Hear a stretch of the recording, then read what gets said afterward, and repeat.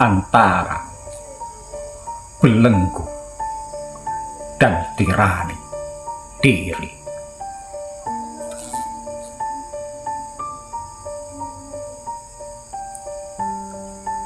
Ketika melihat kebenaran tidak berdaya,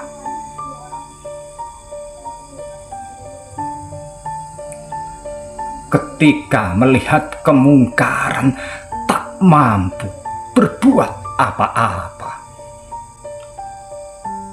hidupnya seperti di dalam duri-duri, di tangannya seperti menggenggam bara api.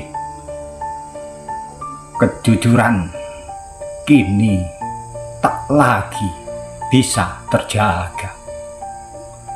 Kebenaran kini tak lagi punya tahta dalam kuasa dan tipu daya antara belenggu dan tirani diri.